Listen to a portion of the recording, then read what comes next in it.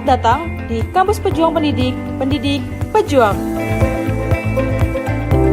Universitas Veteran Bangun Nusantara merupakan institusi pendidikan tinggi yang memiliki motivasi untuk mencetak lulusan yang mandiri, unggul, profesional, berkarakter, dan memiliki nilai-nilai kejuangan.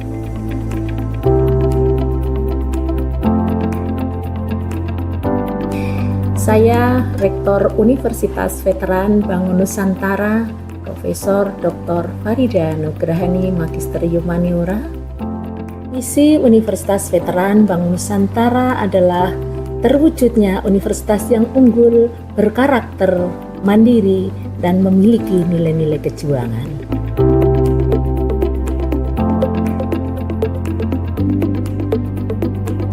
Univet bisa, Univet jaya, Univet unggul luar biasa.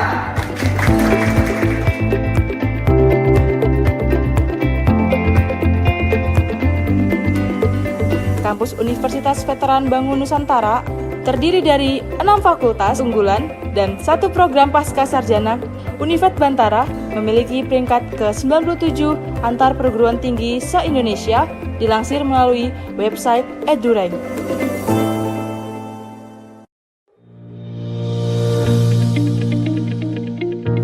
Menyelenggarakan pendidikan yang berbasis pada nilai kejuangan, Univet Bantara didukung dengan kegiatan perkuliahan yang terkelola secara profesional dan difasilitasi dengan sarana dan prasarana yang representatif guna mendukung proses pembelajaran mahasiswa.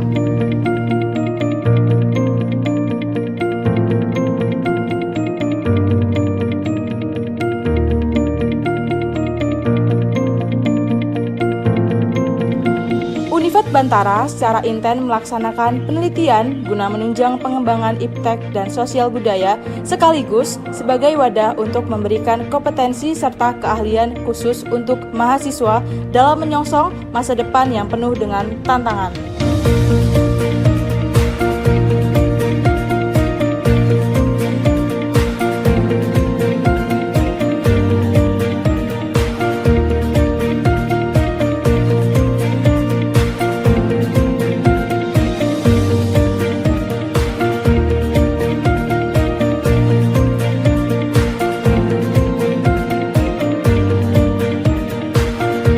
Pengabdian kepada masyarakat merupakan bagian yang secara intensif dan aktif dilaksanakan Univet Bantara dengan melibatkan dosen serta mahasiswa sebagai wadah untuk membentuk karakter serta sebagai bentuk kepedulian sosial dan menjadikan generasi Bantara.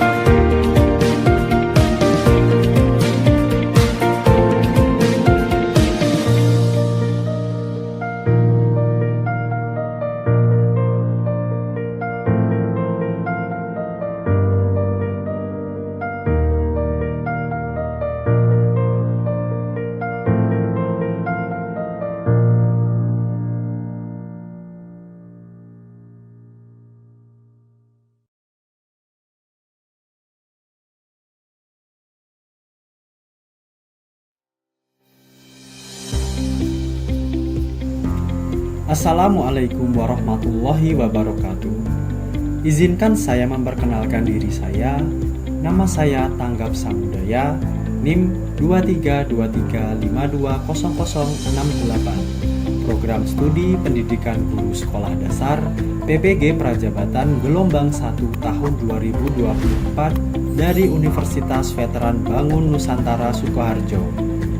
Pada kesempatan ini, saya akan mempresentasikan seminar pendidikan profesi guru dengan dosen pengampu DRS Tony Harsan MH. Pada seminar PPG kali ini, terdapat 4 topik pembahasan. Yang pertama, pengalaman yang bermakna atau best practice. Yang kedua, desain inovasi. Yang ketiga, rencana tindak lanjut. Dan yang keempat, paradigma makna guru.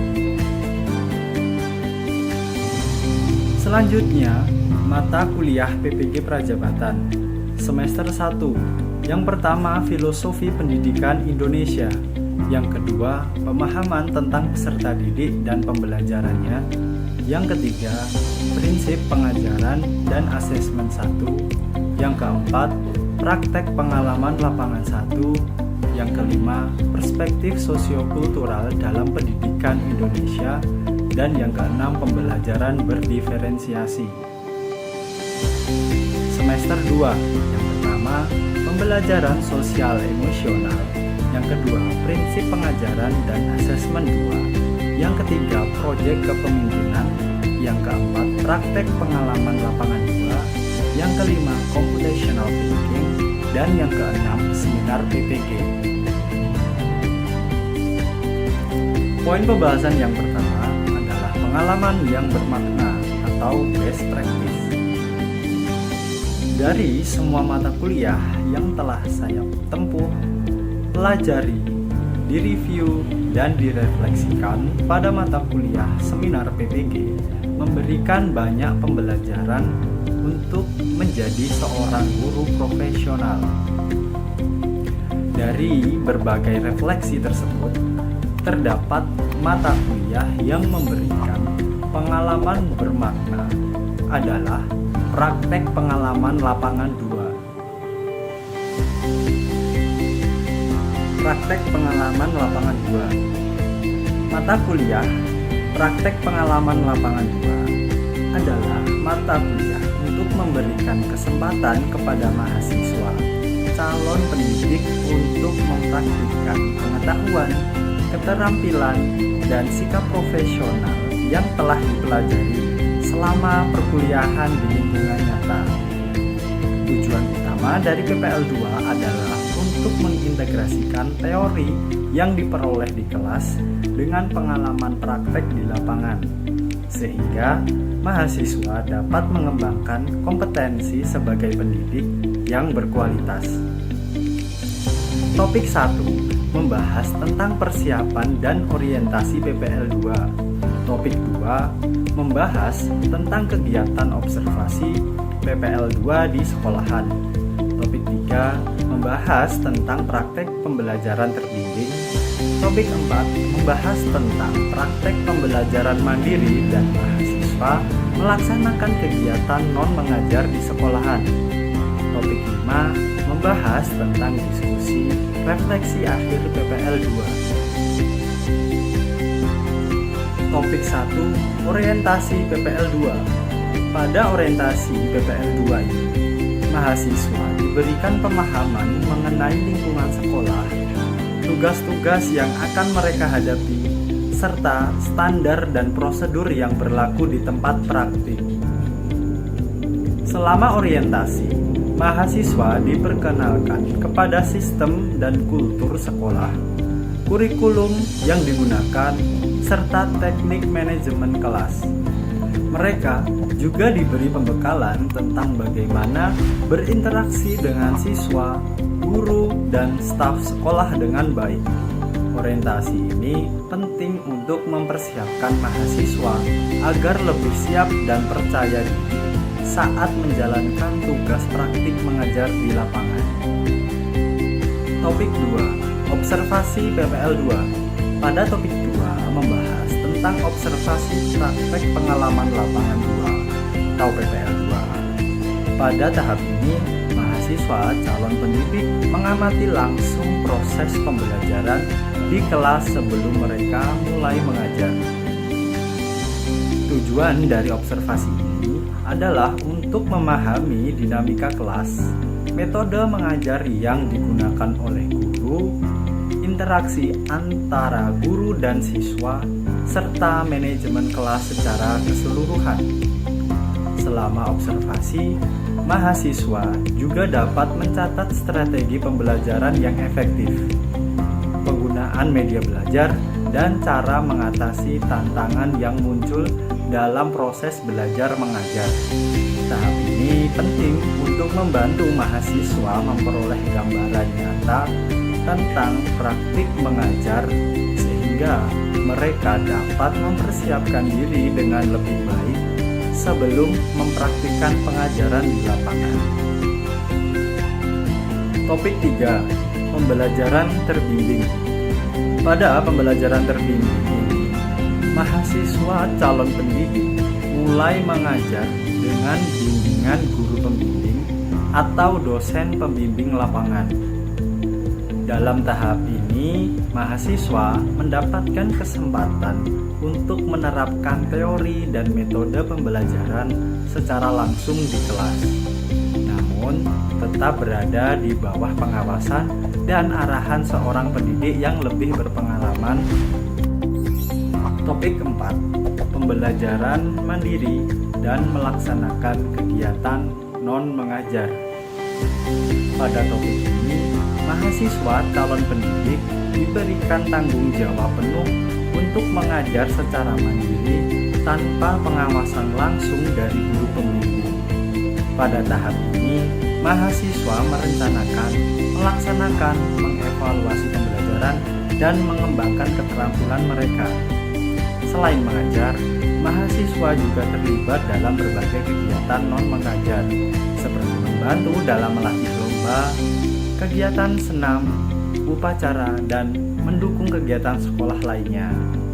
Ini bertujuan untuk memberikan pengalaman yang lebih komprehensif mengenai peran guru yang tidak hanya mengajar, tetapi juga berkontribusi dalam berbagai aspek pengelolaan sekolah. Topik 5. Diskusi refleksi akhir PPL 2. Pada topik ini, mahasiswa melakukan refleksi terhadap setiap kegiatan yang telah dilakukan oleh mahasiswa selama kegiatan PPL 2 dilaksanakan. Dengan mengikuti perkuliahan praktek pengalaman lapangan 2 ini, saya dapat menerapkan pengalaman belajar saya di kelas. Pembelajaran saya yang menurut saya menarik berada pada topik 4, yaitu tentang praktik pembelajaran mandiri dan kegiatan non-mengajar. Pada pembelajaran ini, saya belajar untuk mengelola proses pembelajaran secara mandiri, mulai dari perencanaan, pelaksanaan, hingga evaluasi. Hal ini meningkatkan kemampuan saya dalam mengambil keputusan, mengatasi tantangan di kelas, serta mempraktikkan berbagai strategi pembelajaran yang telah saya pelajari.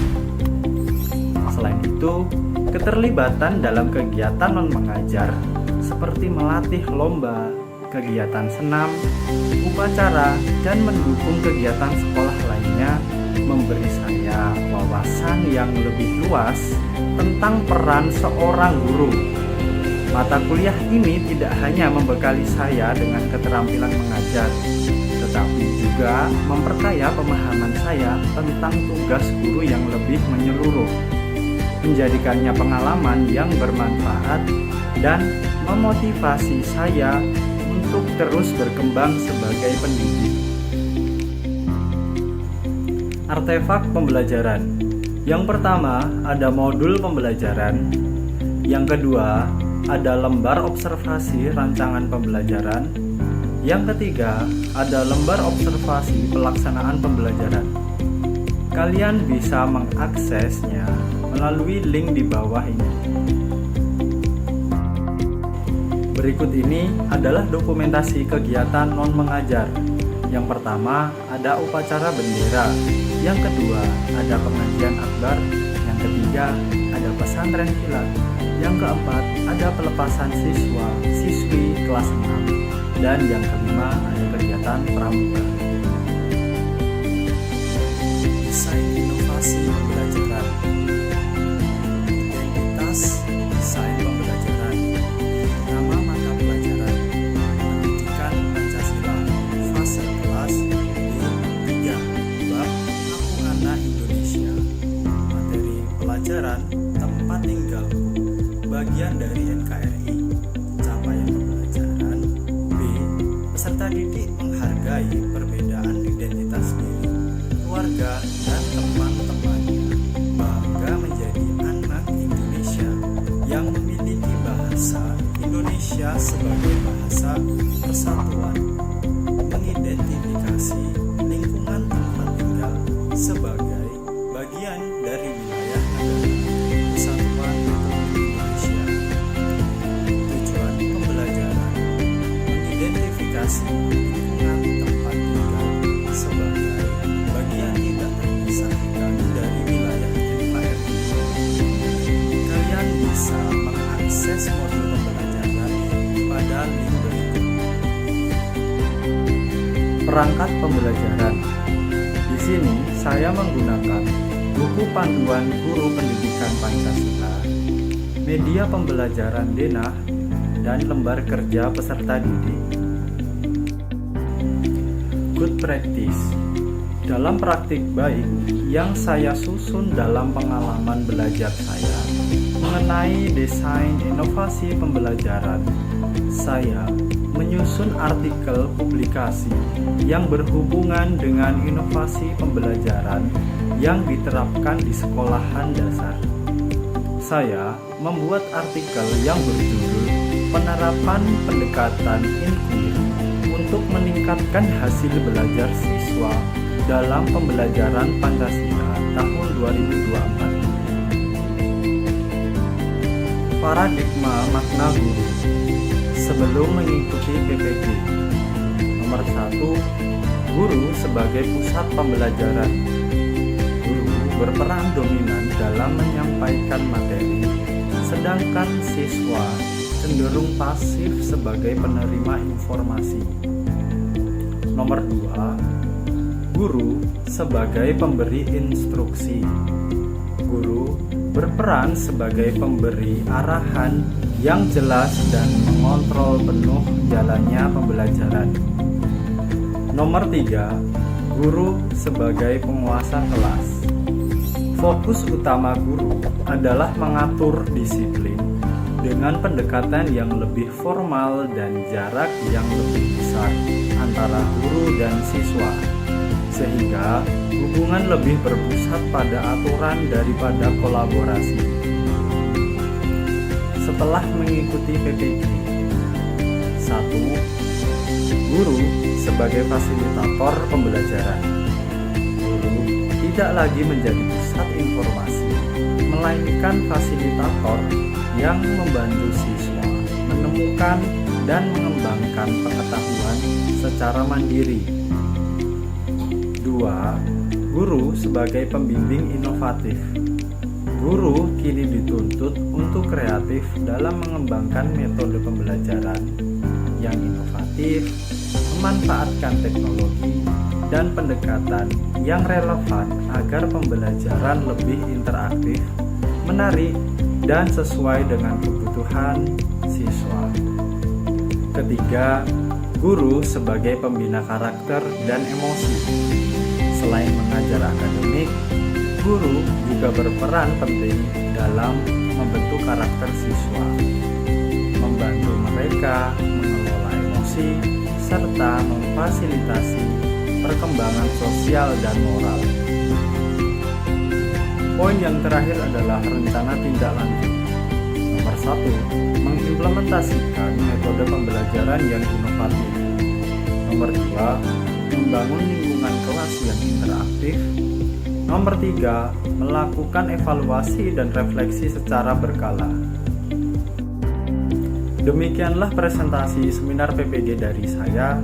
Terima kasih. Wassalamualaikum warahmatullahi wabarakatuh.